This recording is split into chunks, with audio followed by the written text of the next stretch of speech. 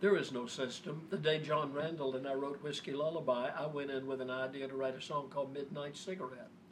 I had thought of likening a relationship that was kind of burning out or fading out to what a cigarette might look like at midnight, just sitting there in an ashtray burning itself down, you know.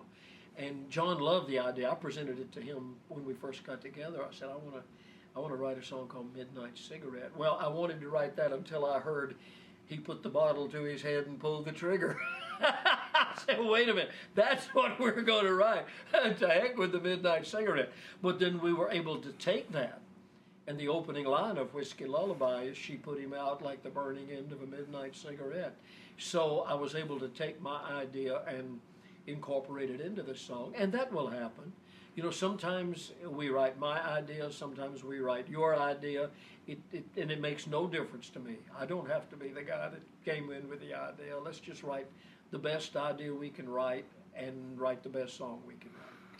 When you have an idea for a line and someone else has that other idea, how do you finally settle on that? That can be a challenge. Usually fist fights. Yeah. You put on the boxing gloves and duke it out.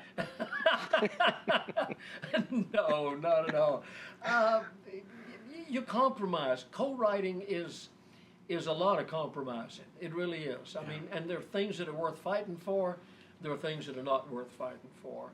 When Harley Allen and I wrote I'll Wait for You, he said something about a line about your car breaking down. I said, no, Harley, I think it was a truck that broke down. Yeah, truck is better. You know, I don't think that dress should be blue. I think it should be red in this song. And you compromise. And occasionally you come to a point, and I explained this in the book, when Dean Dillon and I were writing a lot of things different. Dean wanted to extend that little chorus. I'm sitting there now and I can't even think. So many things I'd do different. I would, and I said, no, we've explained it as much as we need to explain it, and I kind of went to the mat with him. I felt so strongly about that. Most of the time, I'm willing to be flexible and go back and forth, and I'm certainly not the only person that ever had an idea. I mean, I respect my co-writers enough to do that, but at the same time, I appreciate it when they respect me enough and know that I feel really strongly about something. If I feel strongly about it, I'll tell you. I thought for years that you had to write songs at 2 o'clock in the morning with the shades pulled down and the lights turned low and get as miserable as you can to write these sad country songs.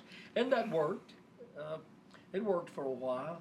But when the co-writing thing came along and became such a big part of the business, and I had never tried it, and I was given the opportunity first with Vince Gill and later with Steve Wariner and other people.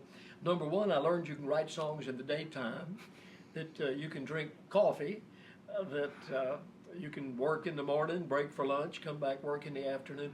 The greatest thing I look for in a co-writer is just somebody that I can get on the same wavelength with. That we can share experiences. We may be generations apart, and are in most cases now, but there's a kindred feeling there if you're in the room with a creative person who checks his ego or checks her ego at the door. I check my ego at the door. We come in. I learn from them. I absorb I've learned a lot from these young writers, and I hope somewhere along the way that maybe I've imparted a little knowledge that has helped them from my years of experience as well. You talk about going, John Randall loves writing with you because you could go to those dark places. Yeah. How do you do that? Is that building a trust and things like that? Is that part of it?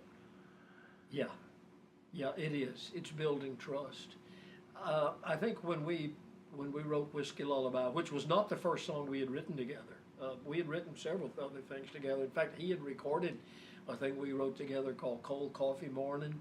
We'd written a song called I Can't Find an Angel, which was a little on the dark side, but not really dark. But I think after Whiskey Lullaby, we really developed, and that's a great word, trust with each other. And we wrote a song called Demons, which was really dark, that Kenny Chesney recorded.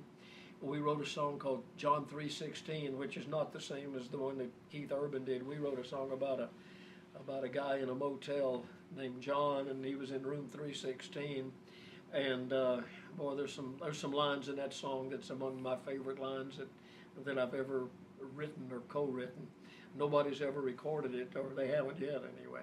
But John and I do enjoy doing that, and yet we don't just see how morbid we can get. We'll get together and we'll joke. I say, well, how many people we gonna kill off today, John? Because I mean, Whiskey Lullaby was a double suicide drinking song, and people weren't running up and down Music Row looking for those. I delight in marrying country music with disco music. It was a love-hate thing with the fans. They either loved it or they hated it, but I didn't really care. It was something I wanted to do, and I felt like I was reaching outside the box a little bit, and I like to do that.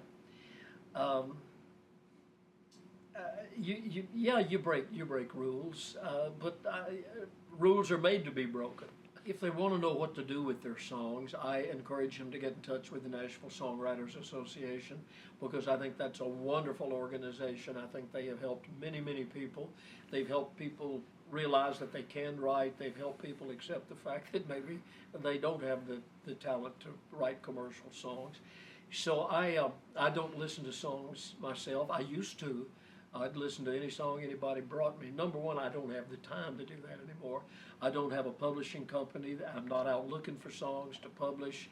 So I basically tell the writers, be original, try to write something that is different from any way you've heard it written before. They say, I can write just like Merle Haggard. I will go home and learn to write like yourself. We've already had a Merle Haggard, And be original and try to say it different. And as far as, you want somebody to listen to it, get in touch with the Songwriters Association. Go to their workshops, ask for their critiques. They'll be honest with you. Did you give any advice to that 14-year-old Taylor Swift? She must have listened to you if you did. Whew, I tell you what I should have done. I should have listened to what 14-year-old Taylor Swift's dad told me. He said, come over to the house and y'all write some songs together. And this was before she had any hits. And I'm thinking, what does a 14-year-old girl and an old dinosaur like me got in common? What would we ever write about? Well, I wish I'd have gone over there. I did go over there, but I went over there and bought a boat dock from her daddy. I should have gone in the house and written a song with his daughter.